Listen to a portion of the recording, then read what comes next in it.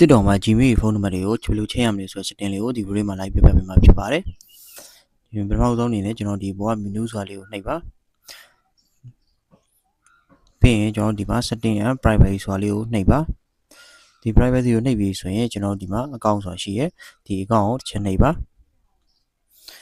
account ကိုနှိပ်ပြီးရင်ကျွန်တော်အပေါ်မှာ account information ဆိုတာကိုနှိပ်ပါaccount information နှိပ်ပြီးဆိုလို့ရှိရင်တော့ကျွန်တော်ဒီမှာဖုန်းနံပါတ်ဒီ Gmail ရှိပါတယ်ကျွန်တော်ဖုန်းနံပါတ်ချိန်မယ်ဆိုရင်ဖုန်းနံပါတ်ကိုနှိပ်ပါဒီဖုန်းနံပါတ်ကိုနှိပ်ပြီးကျွန်တော်ဖုန်းနံပါတ်ဖြုတ်ချင်တယ်ဆိုရင်အောက်က unlike ဆိုတာလေးကိုနှိပ်ပြီးတော့ကျွန်တော်ချိန်ချင်တယ်ဆိုရင် chain ဖုန်းကိုနှိပ်ပါချိန်ဖုန်းကိုနှိပ်ပြီးဆိုလို့ရှိရင်တော့ကျွန်တော်ဒီနေရာမှာမြန်မာမဟုတ်ဘဲနဲ့တခြားဖြစ်နေဆိုရင်အဲ့နေရာလေးကိုတစ်ချက်နှိပ်ပါပြီးပြီဆိုလို့ရှိရင်တော့ကျွန်တော်ဒီမှာမြန်မာဆိုတာလေးကိုရိုက်ရှာပြရမှာဖြစ်ပါတယ်ဒီမြန်မာကိုရွေးချယ်ပြီးဆိုလို့ရှိရင်တော့ကျွန်တော်တို့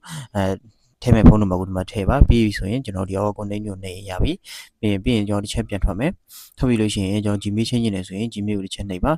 ခုနလိုပဲကျွန်တော် Gmail ကိုဖြုတ်ချင်နေဆိုရင်unlist email ကိုကျွန်တော်နှိပ်လိုက်ပါကျွန်တော်ချင်းနေဆိုလို့ရှိရင်တော့ change email ကိုနှိပ်ပါchange email ကိုနှိပ်ပြီးဆိုလို့ရှိရင်တော့ကျွန်တော်ချိန်ချင်တဲ့ Gmail ကိုဒီမှာထည့်ပါထည့်ပြီးပြီဆိုလို့ရှိရင်တော့ကျွန်တော်အဲ့ဒီအောက်က content ကိုနှိပ်လိုက်ရပါပြီ